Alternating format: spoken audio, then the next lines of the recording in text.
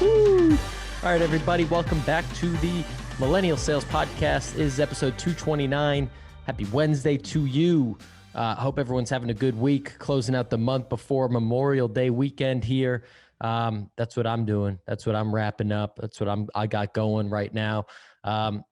This is the podcast. If you're new to it, this is where young people come and learn how to grow your skill set, make more money, get promoted, be more fulfilled, find your next job, whatever it might be.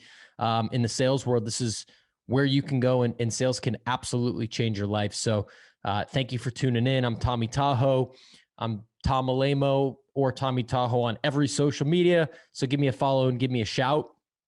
Before we get to today's content, let me give a quick shout out to our two sponsors. First up, we got Gong.io.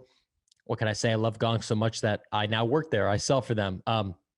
They're the number one revenue intelligence platform. They help every single company that sells something that you can know more about your customer, you can know more about the market, you can learn more about the deals that you have, your individual performers via the AI and revenue intelligence that they offer. Put simply, the place is a freaking rocket ship. It's an amazing product. It's the best sales product that has ever been invented, in my personal opinion. And you should absolutely check it out if you're not already. So either go to gong.io or just ping me on LinkedIn, Tom Alemo. I'll shoot you in the right direction. I'll answer questions, whatever you want. I'm happy to help. The other sponsor that we have, let's give a shout out to Postal Io, helping to create meaningful experiences.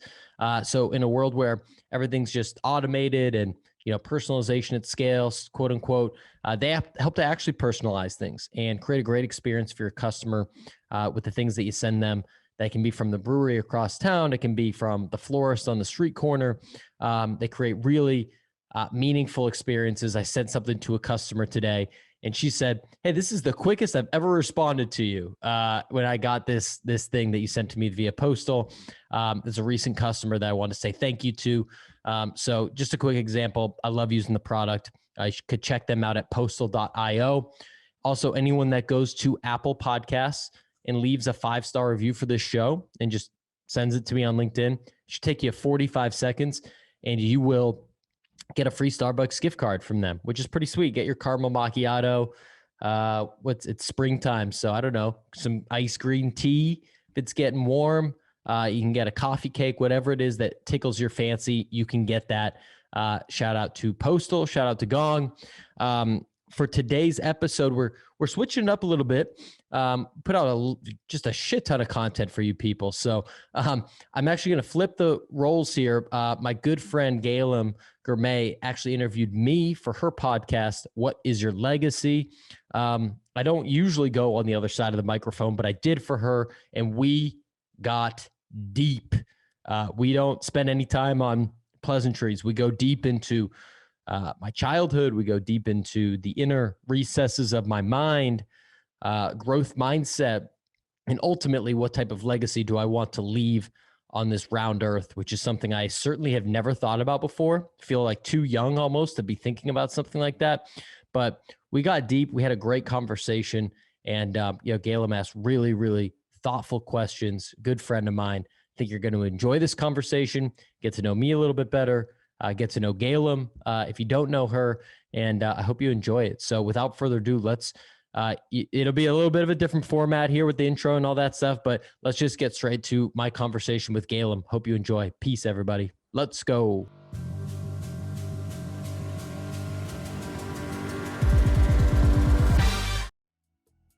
We're back, and I have my very good friend Tom Alemo with me. I've been waiting, Tom, for this moment. You know how much I've been like, when are we doing this? When can we have this conversation? Like, let's get it scheduled. And eventually I was like, let me just drop something in his calendar, like unsolicited. I'm just going to go for it and see if he accepts it. And you did. And here we are. And like I was saying a few minutes ago, I'm a lot more comfortable on the other side of the microphone. So nailing me down maybe wasn't the easiest thing, but I'm pumped to be here. Super excited and honored. Yeah, we're going to talk about your legacy today. This is the conversation I've really been looking forward to, because you and I last year, 2020, the year of opportunities, Yeah, I like that. We did co-host Millennial Coffee Talk. Let me see if I got that right. Millennial Yeah. Coffee Talk. Yes. Feels like ages ago. So you and I and Richard Harris did that. And it was amazing. That was my introduction to you. That was me learning a lot more about you. We had these weekly chats with a bunch of people. It was amazing. I loved it. And then it ended. And then we're like, no, we miss each other. When can we catch up? So here we are. I've been on your podcast. Now you're on my podcast. So Yeah. I'm super excited to talk about your intended legacy today. So I know we're limited on time, and I know that this is most likely going to want to run over, but we're trying to keep it, within our time frame. So I want to dig into this of when you think about leaving a legacy, or just the word legacy, like what do you think about? What comes to mind for you? Yeah, it's super interesting because I've seen, you've been running this podcast for a little while, and I never really ever thought about it before, you asking me to come on this show, right? It's like it has it's a heavy word, Yeah. and I feel so young, I am young, right? Like, so to think about the word legacy is almost like, oh, come on, I can't be thinking about that. Like I got so much, I'm just getting started. I don't know yet. But I think for me, something that I've always, just to kind of get to the heart of it is like, when I feel like I'm on my game and like really, in line with my best self, is like, it's when I'm helping others. As much as I love and I'm obsessed with like learning and getting after goals, and I've got these goals on sticky notes on my wall right behind the laptop here, like that stuff feels good. But like for me, it's like when you get the message from someone that hey, your podcast or your blog or your whatever, like really helped me out, like thank you for doing that. That like, in its core is what fuels me, what keeps me going. And I guess that's part of like what I think about with legacy is like how you affect all of the other people in your ecosystem, from people you're really close with to the people that you may have never met before. And so I want to have a positive influence on those people as much as possible. Yeah, I feel you on that, and I resonate with the fact that like you want to be helpful to other people. I feel the same way. The question I have for you to dig a little bit deeper into that, because I hear people saying I want to leave a positive impact or influence or whatever the case might be, and part of that is obviously like being of service to other people, right? Bringing value, and these are like things that we hear all the time, especially us working in sales, is like bring the value, do the right Yeah. thing, lead with empathy and all these things. And it's like, yes. And what does that mean? What does that mean to you to be like you said a few examples of when people reach out to you, like that you've been helpful in some way. So they heard something on your podcast that you talked about, with a guest or just by yourself. But have you always felt that you wanted to be helpful to other people? And if you have, like, if you think back to your childhood, you think back about how you grew up, in what ways did that show for you in your life?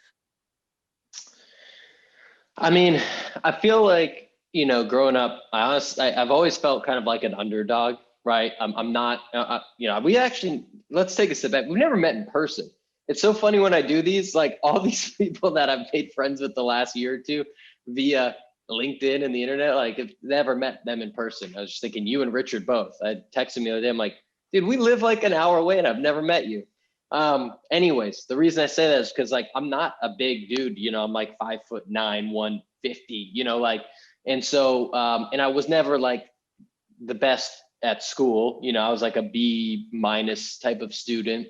And so I always kind of had like a chip on my shoulder that like I always wanted to like, work really hard and treat people well, and like always be like, bring the energy, bring the enthusiasm, bring the positivity. And like I just like from an early age, like always think about people, people that might be a coach, or even just like, the waiter or waitress that you have at a restaurant, like you pick up on their energy so easily, right? Mm. Like your experience with someone is so much dictated by like the energy that they're putting out.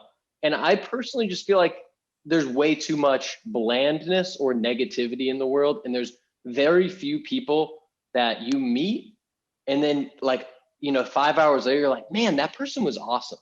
Man, that they gave me a little bit of a boost. And Yeah. so like when I talk with someone like you, or I talk with like a past guest of yours, like Larry Long Jr., is like the obvious example. It's just like, man, that guy's just got energy and positivity for days. And that's like, that's what I try to like, that's what I try to think about really often, even though I'm tired today.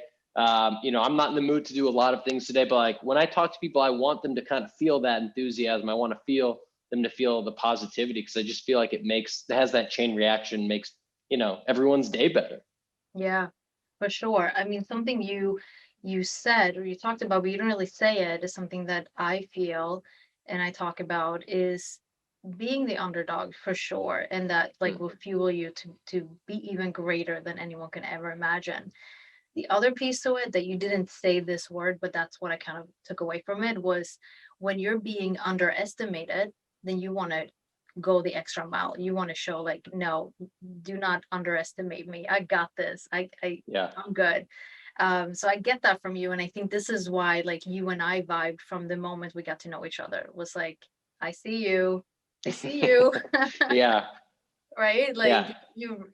you recognize each other when you've been in that position at some point, any point in your life, when you're just like, why am I being underestimated? Why am I feeling like the underdog right now? What can I do to get out of that? And also at the same time, like help other people around me. So I see that in you.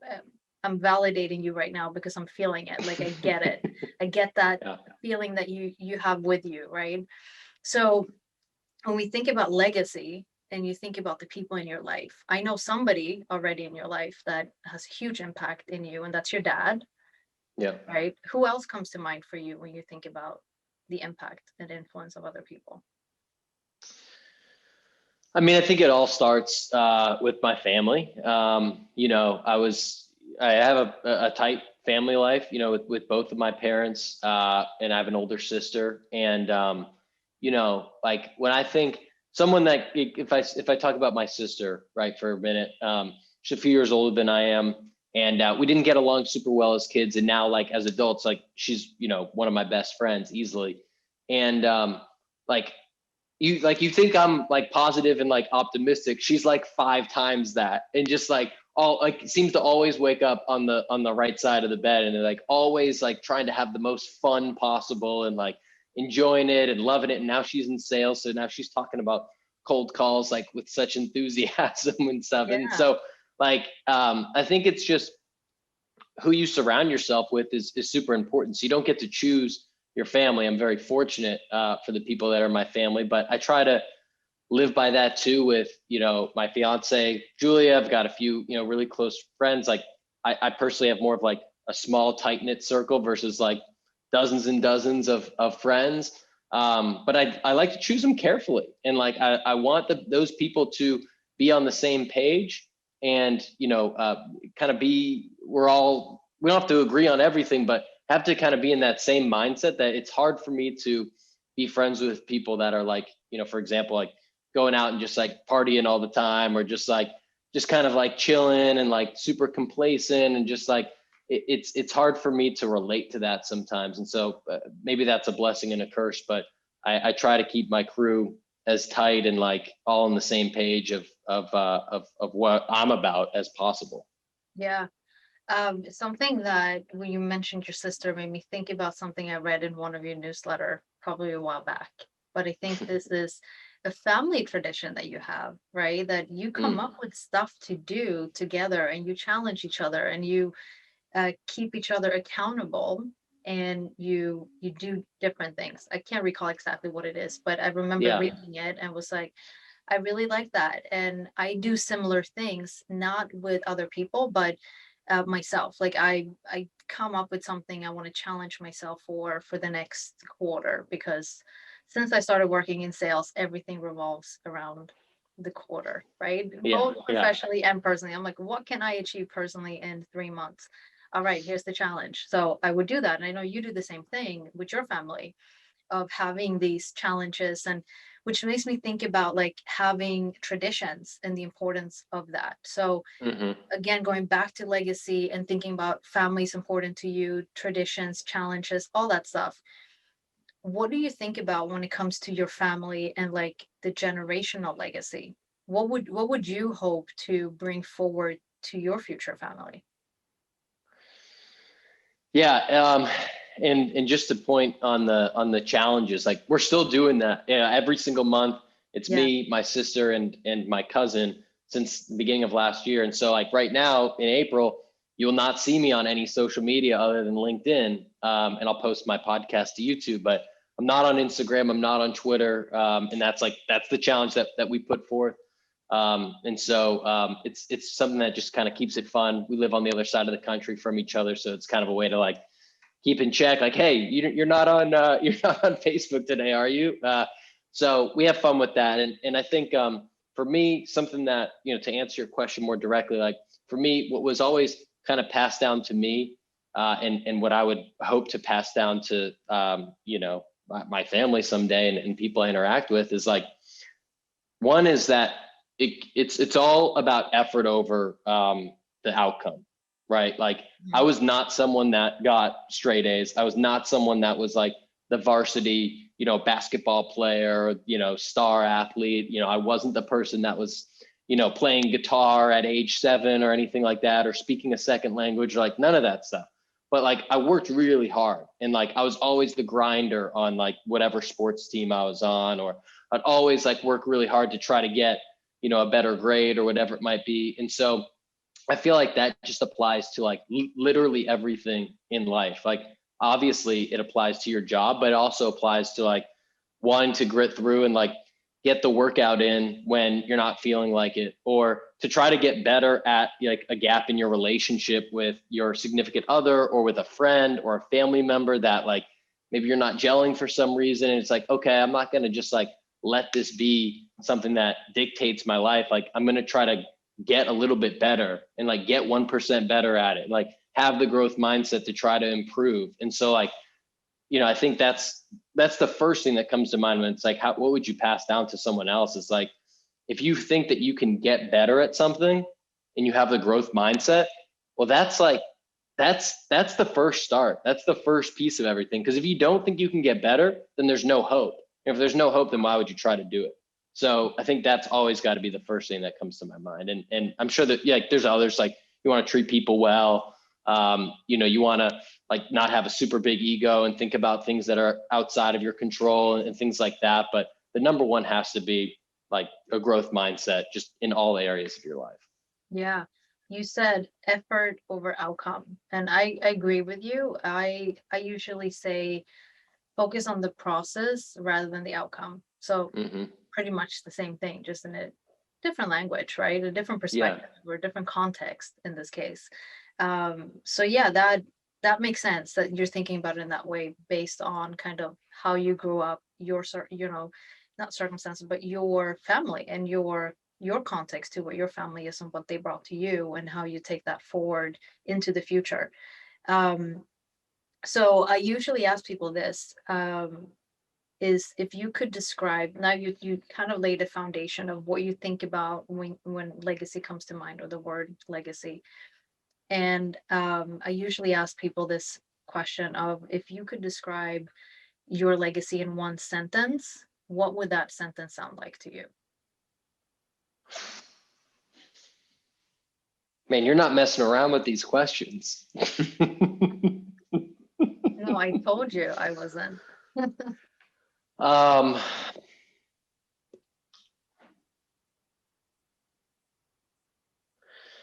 Yeah, I mean, I think to me, the first thing that comes to mind, and I'd love to maybe edit the, like, I feel like I need to like almost sit with this question for like 3 months and come back to you. But like the first thing that comes to mind is like, I want to positively impact everyone that I come across, right? And like, that's in a sentence. And if I unpack it a little bit, it's like, I want to do that in so many different ways. Like we're talking about the text chain with my sister and my cousin, like the people that are really close to you, like you could have a bigger positive impact on, right? Like I could impact them every single day and like try to bring some positivity and like love and all of that.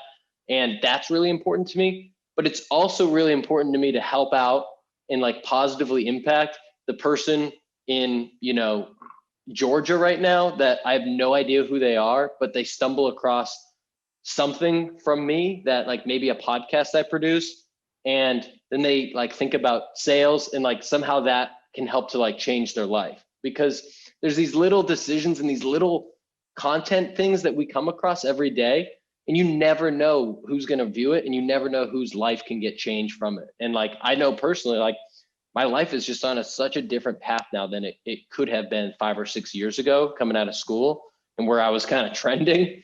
And I couldn't even think about like all the people that have helped me get there. And so it takes a village. And so I just want to have that positive impact on everyone that I come across in some way, shape, or form.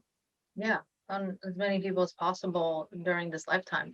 And the thing is too, like, I know it's such a tough topic to talk to someone, and you feel like I gotta come up with the most perfect answer or the right answer or whatever the case might be, or like you said earlier, like I'm young, like I'm obviously far from done with living your life and whatever impact you're gonna leave as a legacy. So this keep like evolving, and you keep changing, and you have that growth mindset for a reason, right? So when we're having this conversation in X amount of years, when you might have a family, and at that point like you're married because you're engaged right now, and that perspective of what your intended legacy is most likely going to be a little bit different, right? But Yeah. at the core of who you are and what you value and what's important to you, and those traditions and the importance of family, it's at the core of who you are, right? So that's not going to change, but kind of the context around your life is going to change. It is changing, right? It changed from last year when we got to know each other to now, Yeah. changing, evolving all the time. So this leads me to my next point that I want to talk to you about, which is when I think about you, Tom, and what you're doing and the legacy that you will be leaving behind, I think about it from the perspective that I have observed you, experienced, a friendship with you, uh, consider you like a colleague in the virtual world of sales. Yeah. It's weird to say. Someday we're going to meet each other for sure. Yeah. But until then, like this is how I view you, right? Is this person who is a creator of multiple things, right? Uh, your day job is a growth account executive at Gong. You have two podcasts that you're hosting. One is your own Millennial Sales, and then you're co-hosting one for Revenue Collective, right? Yep. So that's the latest thing that you're doing. So you're doing all these things. So that is kind of a part of what you're leaving behind. Like those are what I called in a previous episode I did creative breadcrumbs, right? Because we talked earlier about, well, I didn't grow up knowing another language. I didn't have any particular skills around like playing an instrument or whatever the case might be. I wasn't maybe the greatest at sports. I did have like average grades.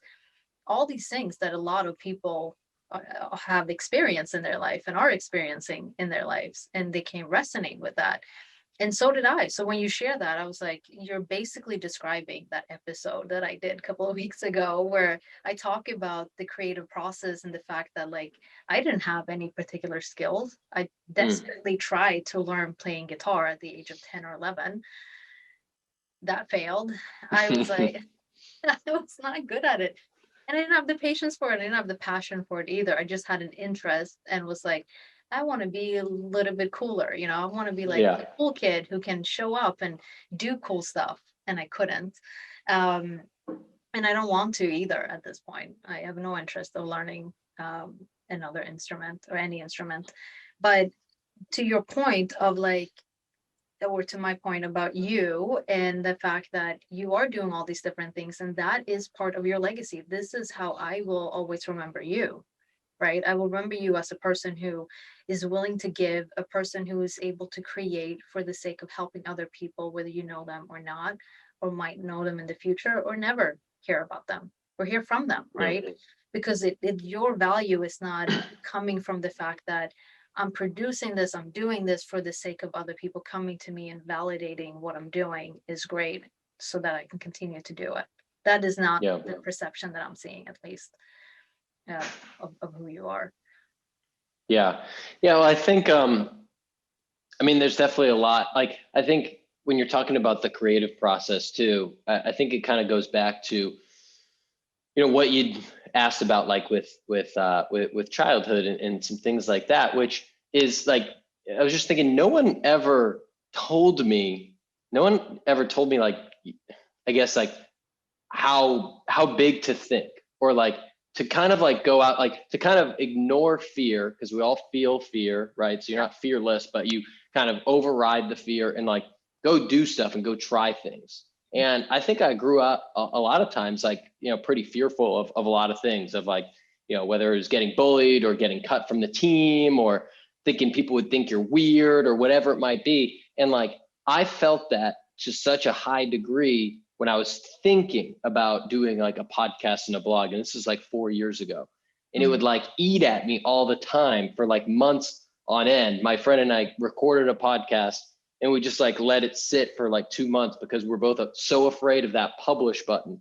So by doing all these things, I'm almost like trying to remind myself that like every single time is like a vote for the me that is overriding that fear. And so, it's still really like kind of fear inducing to put out a podcast, and like, God, you hope people like it, and you hope the person on the other end of the microphone enjoys the conversation and doesn't think that you're, dumb or lame or asking bad questions. And every single time, it's just like, I think just a vote internally to me to say, hey, you can do this, you can do more than you think, and like, you're getting better, and you're getting more confident, and that'll carry forward. So I don't know, that felt important to say, just as like on the creative spectrum. I think it's just something that most people feel, is like that fear of putting yourself out there, and like there's so many great things on the other side of it, and you have to just kind of keep pressing that publish button over and over again.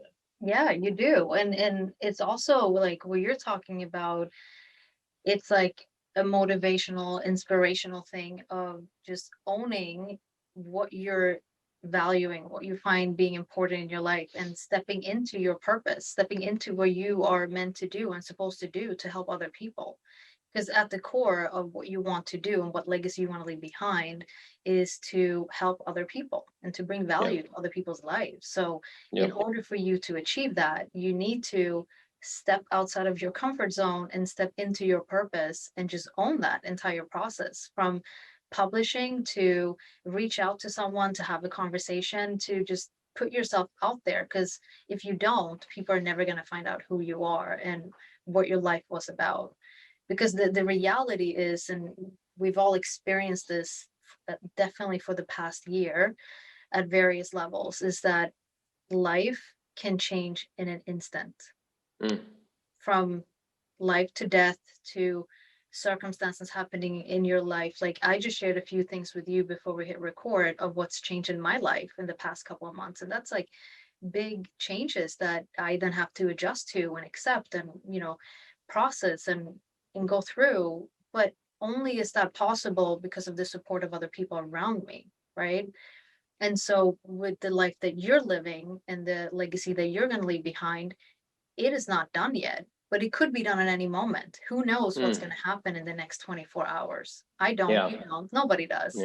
So this leads me to the next part. And again, I can't believe we're already like, we've talked already for a little while, and I'm looking at the clock and I'm not liking what time it is. But it leads me to the next part, which is a scenario, hypothetical scenario, right? Okay. So here's the situation. Your doctor calls you and your doctor goes, hey, Tom, I have some bad news. Unfortunately, you only have 72 more hours to live. Yeah. So that's the scenario. That's what your doctor is telling you. You only have 3 more days on this earth to live. Now, the question to you, Tom, is what would you do with those last 3 days on this earth? What would you be spending your time on at this point? Yeah, I mean, one quick thing before I get there is just, you mentioned just like, life can change in an instant. And like, I think that's so true. And there's a Stoic philosophy that I've really been thinking a lot about called Memento Mori, which roughly translates to that life can end at any minute or change at any minute, right? And been thinking about that a lot. And I think the more mindful that you become of that, the more the more you appreciate time, and the more you appreciate like moments like this, right? And like the more you get off scrolling and scrolling and scrolling, or the less you are anxious about things, and the more that you do, and the more that you spend time with people and things like that. To answer your question, I mean, I feel like what I would do is what most people would do, right? Like spend the time with the people that you're closest to. Try to get everyone together, and try to speak as open and honestly to all of those people that matter to you as possible, right? And I think the thing that what people I think regret sometimes at the end of life is like, oh, I didn't do that thing, or I didn't say that thing. Like, man, that person meant so much to me, and maybe something tragic happened. And I'm like, man, I wish I would have just told them A, B, or C. And so I would definitely make sure to tell those people those things. And I'm trying to get better in my day-to-day of trying to do that now, right? Like not when it happens, when it's too late, but trying to do it now, and like trying to spend more time with family now, or trying to open up to my partner now, or like take that chance now, which again is all very scary and very challenging to do. But I think the more that you have these conversations, the more you think about it, it's like, if you're not doing it now, then there's no guarantee that you're going to get another chance. Exactly. That's exactly it. And because I get to have so many of these conversations through my podcast, it has made me so much. I thought I was self-aware before this. I really did. I really did. I took pride in like, I am such a self-aware human being. People tell me this all the time. Then I do this podcast, and oh boy, I'm like, okay, I reach a new level of just understanding people differently and hearing different stories and the way that they're processing things, and what I'm taking away from it. And the fact of, especially with this question, and I always say this in my podcast, the question of what would you do with 72 hours is really not a special question. It's not. Yeah. It's a very basic question to ask people.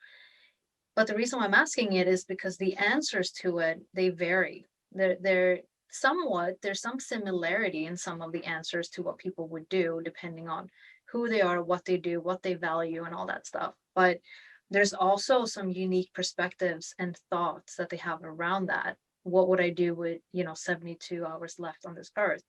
And so you said two things that I found interesting to dig into a little bit further.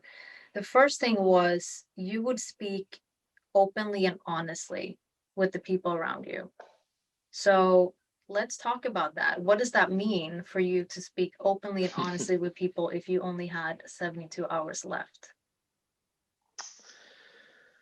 Yeah, I mean, I think it's in a perfect world, you're doing this all the time. But I think life gets in the way sometimes, and that's not to say like, we're all dishonest and we're all like lying and scamming our way through lives, but we don't always have those conversations where you sit down and you tell someone, how much they mean to you, right? Or how this like one moment that happened, 12 years ago, like you still think about it, right? And you're just like, man, remember when we did this, or you said that, like, man, that meant so much to me. Like that, those are the types of conversations we don't have very frequently, right? And that could be with someone as close as a family member. It could be, people that you're friends with that had significant impacts on you as well. And so, again, this is just a reminder as much to me as anyone else. Like, those things are incredibly important to have. And I want to make just a distinction about something, because I've just been thinking about this through our conversation, about something that I think I've never said it out loud probably, but it is really, I think, an important part of like when we're talking about legacy, if it's okay to kind of derail for a second. Of course. So like when you think about the stereotypical like ambitious person, right? Let's just call it like I don't know, Michael Jordan or something. It's just like a great, like everyone goes to like Michael Jordan or to like, whoever, the Gateses, or they go to like, all these like really rich or famous or celebrities or something like that. Yeah. I love studying those people, partially because I love what makes them great. I also love learning about the mistakes they made, because there's so many people that we look up to for their great business success, for example, that had shitty family lives and they had 5 wives, and they never got to know, like Ben Franklin is great for all these reasons, but like his son like disowned him like after at a certain age. And I'm like really hyper aware of that, and like wanting to foster those relationships and pay like a lot of attention to them now, with people in my family, for example, and want to, I guess be mindful of that as, maybe I create a family someday, and like really try to play that fine line of like, yeah, I want to reach my full potential. I want to help others do that. I'm super ambitious, but not at the cost of the people that are closest to you. And so just something that felt important to say, and is probably not talked about a lot from people, especially like the ambitious type A folks.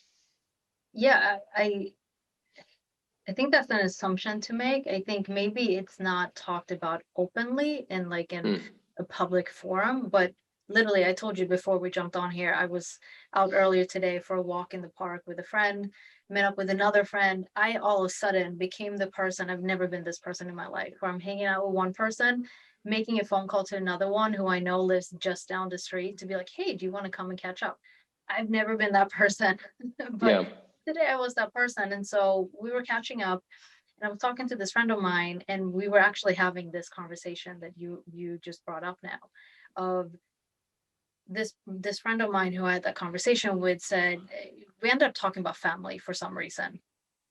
Very great conversation. And then he mentioned that, I'm like, I was worried that I wasn't, if at any point in the future I have a family, I was worried that I was going to do the same mistakes and go in the footprints of my own father. And so he didn't want to create that same type of relationship and was worried about it. And I said, well, maybe there are some things you need to work out in order to get past and through that. Because it sounds like you haven't really worked that stuff out yet in order to be comfortable. Because there's this one part of, I do want to have a family, but then there's the other part of, I'm fearful of having a family because I might make the same mistakes. And because I didn't have this experience with my own parents in this case, then I don't want my future child, and this is a hypothetical person, doesn't even exist yet, right? And I resonated so much with my friend about this because this is how I felt growing up. I, for the longest, was like, I am not having kids. There's no way I'm having kids because I kept projecting my future based on my past. I kept thinking and feeling that because I didn't have a great childhood, because I wasn't raised in a way that I was happy with or enjoyed, I was fearful that in the future, if I ever have kids, what if I do the same mistakes? What if I treat them the same way I was treated? And I would never want that. So I was fearful of the potential future. And then, fast forward now, I'm like, of course I'm going to have kids. Like, there's nothing I would rather have in my life than kids. And I actually look forward to it. I visualize my future having kids. I do all these things. I speak in affirmations as if I already have the kids, which I don't have yet. I do all these things. And so going back to the point earlier was that you also mentioned something about the 72-hour question. We're back to that again. But I was trying to dodge it. I know you were. I know it. But you mentioned something like a question that you asked, like, when people are at the end of their lives, they typically would ask themselves, like, what are they regretting? What do they wish they did? Some people already anticipate that happening, meaning like, oh man, I wish like in my 20s I did something. People tell me this often, actually. I had someone the other day being like, oh man, like I wish in my 20s I did what you did, like moved overseas and lived in the States and, all these things. And I'm like, is that a regret? Are you regretting the choices that you did or did not make? And so since you brought it up, I'm curious to know, because I felt like that you have something to add to that from your own experiences. Like, has there been a time in your life where you felt like, oh, I wish I had that conversation with this person when I had the opportunity to?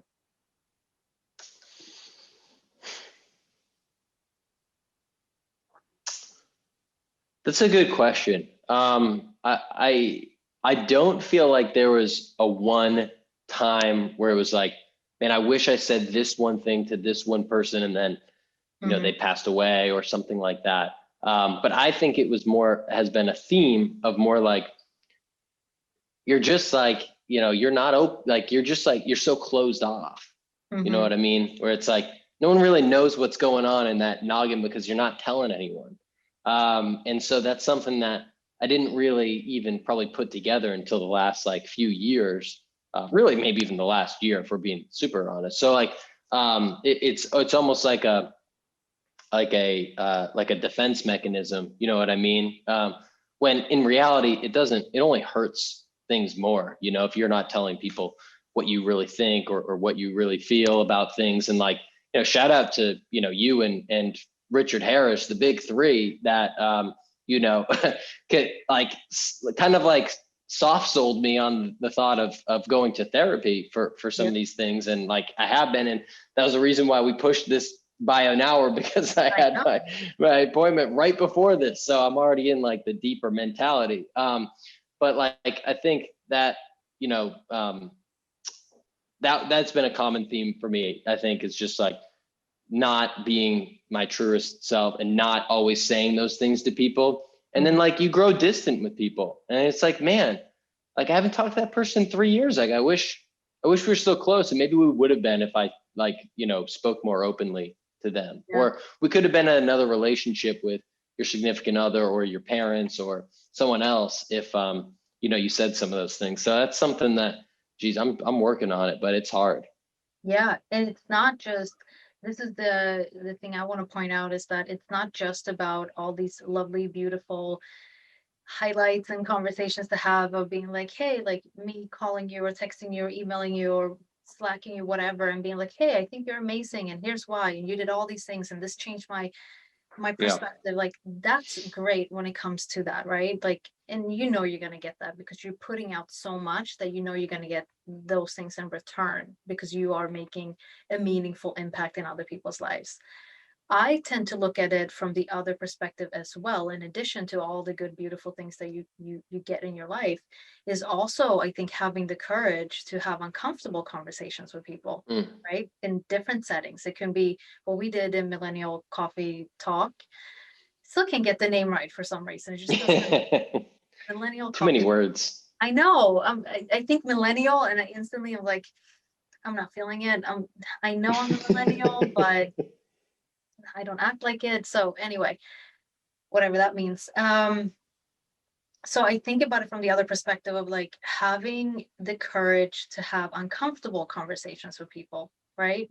So if I did, like, let's say in this scenario, right? If you did something that didn't sit well with me or felt icky to me, or something that I didn't appreciate maybe about you, or something you did, I don't know, could happen in the future, right? Yeah. But the way that our relationship as friends is going to continue is my ability, and your ability in this case, to come to the other person and say, hey, Tom, there's something I want to talk to you about that doesn't really sit well with me. And here's what it is. I would like to have a conversation with you about that. Right. I think that's so important, because otherwise, if you don't, then our relationship would, go at a distance. We wouldn't stay in touch. And then you're like, oh yeah, that's just somebody I met in 2020, whatever. And you still had a massive impact in my life. But if we can't have the tough, uncomfortable, weird conversations and situations that will happen in any strong relationship, then that's not going to flourish. That's not going to grow. That's not going to expand into something even greater, potentially in the future. So I think it's so important to dare to really have those uncomfortable conversations with people too. The ones that make you go,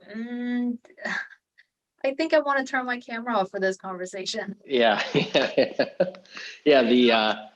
Yeah, the go-to is always if I wake up in the middle of the night and I think about it, that's the uncomfortable conversation that has to happen the next day, whatever it is. And that happens, relatively often. And it's like, okay, I've been avoiding that. I need to do that thing. Yes. And like I have this one friend I met in the States in my first year when I was an au pair. And to this day, like what, 11 years later, she's one of my closest friends. And the reason why, because we've had a lot of opportunities to have fallouts, plenty of them during Yeah. the 11 years we've known each other. But the one constant, thing that's been in our friendship is the fact that when she or I have done something to the other person that didn't sit well with us, with either one of us, we just had this like honest relationship where I would just straight up come to her and be like, hey, I did not like what happened there. I did not Yeah. appreciate the way that this unfolded, or whatever the case might be. And she always took that with stride and was like, thank you for telling me. And like, that's great. That's good for me to know. So I can, change that potentially in the future. Just giving the other person opportunity to rectify the situation or change it if they're open for change. And if they're not, then it is what it is. You move forward from there. But I just find it so important to really look at both sides of the coin of like what are the good things that you can highlight for people, and then also have the ability to highlight when there are things that aren't that great that could be improved in that relationship. Absolutely. Yeah. I mean, you want people that around that can challenge you to get better, right? Because like, what if you did something that you said something that was hurtful, or did something that was annoying or whatever it might be, and you don't know about it, then you're going to keep doing it, right? Exactly. So it's really kind of like the process of also trying to see your blind spots, right? So I think you want to be someone that can have those, but you also want the people around you that could be like, dude, you're being kind of an asshole right now. Or hey, that was like what you said, that like that was not cool, Right. or whatever it might be. So yeah, you got to have them yourself, but you have to have the people around you as well that aren't afraid to tell it like it is. At least a few people. Exactly. Oh my goodness, my friend. Unfortunately, Don't it's tell me it's over. yes, it is. And I promised I was going to let you go on time so you can continue with your day and the things that you have planned out. So I'm not going to hold you against that, although I would like to just keep you in this virtual world for a little bit longer. But I know. this is what's happening when we're having great conversation. So let's wrap it up with this. Yep. Where can people get in touch with you? Like I mentioned already, your podcast, Millennial Sales, is an amazing podcast for those of you who are in sales or not even in sales, who just want to learn stuff about other people, the way they think, the way they do things very tactically, and actionable suggestions. Other than your podcast, Millennial Sales, where can people get in touch with you and hear from you? Yeah, I mean, I'm pretty available. If you go on LinkedIn, I'm Tom Alemo. If you go to Instagram or Twitter, starting May 1st, you go to Tommy Tahoe. I won't see you until then. And otherwise, you can, I guess even email me. My email is thomasalemo7@gmail. And I mean, the one of the reasons I love podcasting just as a forum so much is it's a great way to meet people. Obviously, we knew each other pretty well before this, but it's a great way to meet even listeners. And so if anyone wants to hit me up and have a conversation, I'm always open for it. Yeah. And I got to say, you did a great job. Let's just say this on the air before we stop recording. Very, very, you have the ability to ask very difficult questions and then just kind of like sit there with it. You're like, oh shit, she just said it and she just shut up after. That's hard to do. Well, thank you. First, I find this so awkward to take like compliments that I know other people will have to listen to. But thank you. I appreciate that. I would like to say that ability to ask sometimes the right questions and comes from just being curious and learning more about you in this instance, and then shut up and be quiet and let you answer it is, I think that comes from sales. Like I've learned that in selling, right? Like you ask the right questions, take a step back, listen to what they say, and then you dig a little bit deeper into whatever the answers are. So I guess that's where it's coming from, I would think, but thank you. Yeah, you're welcome. Thanks for having me on. been amazing. I can't wait for part 2. I'm gonna hunt you down again to be like, let's figure this out. I can't wait. So part 2 definitely is going to be Clubhouse. We already agreed on that. So we're gonna Yep. sort out on Clubhouse. It's gonna come on all socials soon for those who are listening. And then I'll come up with something creative, because now creativity for me is podcasting. I'm gonna write a book actually. So we're gonna have a conversation about that, Oh, because you've written a book before. So tell everyone where your book is and where they can find it. yeah. So it's an ebook. It's called How to Thrive in Your First Year of Sales. So for anyone out there that is or knows someone that is in sales, it's really it's like, 50 pages. Try to jam pack it with info around, how to get through the first year of sales, which is often super difficult. But if you get through it, on the other side can be super life-changing as a career, and can really change life in a lot of ways. So you can find that. Probably the easiest way is just to go, if you go to any of my social pages, it's usually the link in the bio. Otherwise it's on the site Gumroad. That's where I hold it. So you can look me up there too. But thank you for that. Yes, of course. I'm going to add it as well to the notes of this episode in particular. So that's amazing. Thank you, Tom. It's been amazing talking with you about your attended legacy. Thank you. All right, everybody. Thanks for checking out that podcast while you're walking the dog, while you're cooking up your stir fry, while you're at the gym, whatever you're doing. 2 things. Number 1, please head over to Apple and give this show a 5-star review. Send that to me on LinkedIn, and I'll give you a free Starbucks gift card. Would really appreciate it. That's what helps this show to grow. Should only take you a minute. And second, one more shout out to our sponsors, Gong and Postal. Please give those folks a shout out. Hit them up on LinkedIn. Check out their websites. They can do wonders for your business. That's all I got for you today. Peace.